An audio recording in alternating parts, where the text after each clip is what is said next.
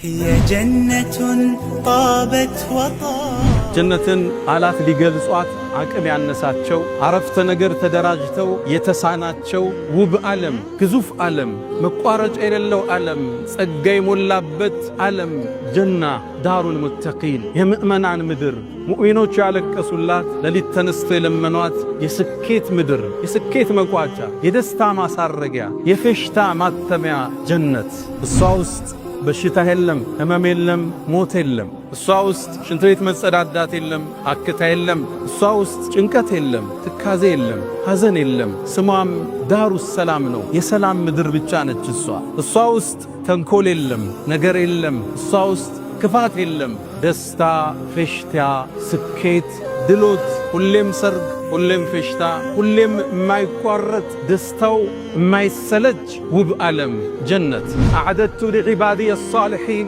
እኔ ለደጋግ ባሮቼ አዘጋጅቻለሁ ጀነትን ማላ ዓይኑን ረአት ዓይን አይተው ማታቀው ዓለም ወላ ኡذኑን ሰሚዐት ጆሮ አዳምጠው ማታቅ ወላ ኸጠረ ዐላ ቀልቢ በሸር በሰው ልጅ ልቦና ውስጥ እንዲህ አይነት ዓለም አለ እንዴ እንዲህ አይነት ምቾት አለ እንዴ ብለው እንኳን በልቦናቸው ብልጭ ብሎ ማያቅ አስበውት ማያቅ አልመውት ማያቁት ውብ ዓለም ለደጋግ ባሮች አዘጋጅቻለሁ ይላል አላህ። ስለ ጀነት ስናወራ ዱንያ ላይ የምናያቸውን ዕቃዎችን ብንጠቅስም ከጀነት ጋር ይገናኙ ስሙ ብቻ ነው እዚህ ላይ ያለው። እዛ ነው አብዱላህ ብኑ ዓባስ ለይሰ ፊል ጀነት ሸይኡን ሚማ ፊ ዱንያ ኢላ አልአስማእ ነው። ጀነት ውስጥ የተጠቀሰ ነገር ዱንያ ላይ ካገኘ ስምን ያገናኛቸው አይገናኙ።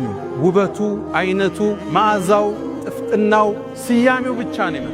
የመጀመሪያው ወደ ጀነት የሚገቡት ቅፍለቶች አላ ሱረቲ ቀመሪን ለይለተል በድር ሙሉ ጨረቃ በሆነበት ቀን ጨረቃ ክቡና ደምቃ በምትታየው ብርሃን ፊታቸው እንደዛ ያበራ የሚሄዱ ሰዎች አሉ። ወጁሁ የውመኢዝ ሙስፈራ ضاحከቱ ሙስተብሽራ ፊታቸው የሚያበራ ሳቅ የለበሰ ፊት የያዙ የመጀመሪያው ቅፍለት እሱ አላ ሙሸምር ልልጀና እናንተ መሃል ለጀነት የታጠቀ የለም አሏቸው።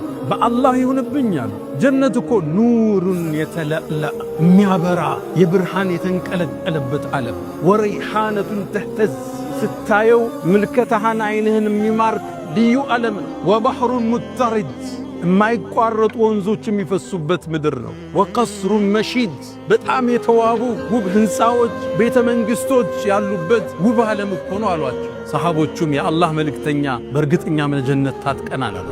ጀነት ግንባታዋን አላህ የገነባት ለቢነቱ ሚን ዘሀብ ሕንፃዎቿን ሲናገሩ ጡቦቿ አንዱ ከወርቅ ነው ሌላኛው ከብር ነው የሁለቱም አያያዣ ሚስክ ነው ይላሉ ነቢ ዓለይሂ ሰላቱ ወሰላም። አላህ በረቀቀው ጥበቡ ያሳምራል አስውቦ ዲዛይን ያደረጋል አሳምሮ የሰራት ጀነቱ ዓድንን አላህ ሰርቶ እንደጨረሰ አስዋባትና ተናገር ያላት አንድ ቃል ተናገረች ቀድ አፍለሐል ሙእሚኑን።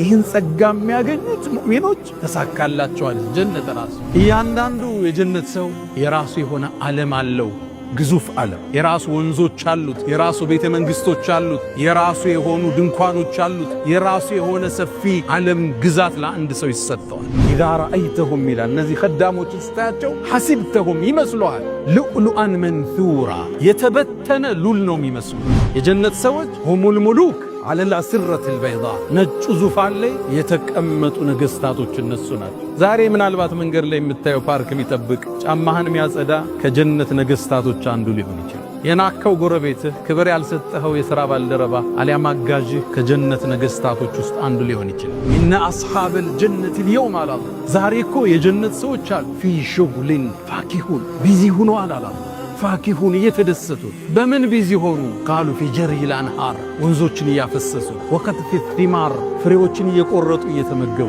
ወዚያረቲል አንቢያ ወልአህሊ ወልአኽያር ነቢያቶችን ደው ጓደኛ ዘመድ ወዳጅ እየተዘያየሩ ቢዚ ናቸው። በደስታ ላይ ነው የሚገለባበጡ። ሰላሙን ዓለይኩም በእናንተ ላይ ሰላም ይስፈን ይሏቸዋል። ጥብቱም ምርጥ ሆናችሁ ፈድኹሉሃ ኻሊዲን ይህን ውብ ዓለም ለዘላለም ግቡበት ይባላል። ያኔ ምእመናን አላህን ያመሰግናሉ። አልሐምዱሊላህ ምስጋና ይገባው ቃሉን ለሞላልን ቃሉን እውነት ላለን አላህ ጸጋዎቿ የማይቋረጥ ምቾቶቿ የበዛ የተድላ የፌሽታ አገር። ፌሽታው ታዲያ በሚስቶችም ይደምቃል። የጀነት ሰዎች የሚያገቧቸው ሑረል ዒን የሚባሉ ሚስቶች አሏቸው። አልሐውራ ሑረል ዒን ማለት አይኗ ሰፊ ሆኖ ነጩ በጣም የደመቀ ጥቁሩ በጣም የጠቆረ ሰፊ ውብ የውበትን ጥግ አላህ የሰጣት። አላህ ሲገልጻት ሉእሉኡም መክኑን ተከድና ተሸፍና ለዓመታት የተቀመጠች ሉል ነው የምትመስለው ስትገልጣት። ይቺ የጀነት ሰዎች ባለቤት ነው። ሑሩል ዒን ውበቷን ነቢዩ ዓለይሂ ሰላቱ ወሰላም በአንድ ሐዲስ ይጠቅሱታል። ሰሒህ በሆነ ሐዲስ ላይ ወለው አነ እምረአተን ሚን አህሊል ጀነት ጠለዐት ዐላ አህሊል አርድ ወደ ምድር እኮ እንደ ፀሐይ የጀነቷ ሑሩል ዒን ብቅ ብትላል ለአዳአት ማ በይነሁማ ምድርና ሰማይ በብርሃኗ ትሞላው ነበር፣ በጸዳሏ ትሞላው ነበር። ወለመለአት ሪሐን ምድርን በውብ መዓዛዋ ታውደው ነበር። ደግሞ በጣም ለባሽ ነች። ወለለሲፉሃ ፊ ረእሲሃ ራሷን ጸጉሯን ሸብ የምታደርግበት መሐረቡ ብቻ ኸይሩን ሚነ ዱንያ ወማ ፊሃ ምድርና ምድር ካዘችው ዋጋ በላይ ይመዝናል። ወነዘዕና ማ ፊ ሱዱሪሂም ምን ግል ጀነት ውስጥ ጥላቻ የለም፣ መቀናናት የለም። ደስተኛ ነች በባሏ ሌላ ቦታ በመሄዱ። እሷ ደግሞ የጀነት ሴቶች አይነታ የዱንያ ሚስቱ ነች።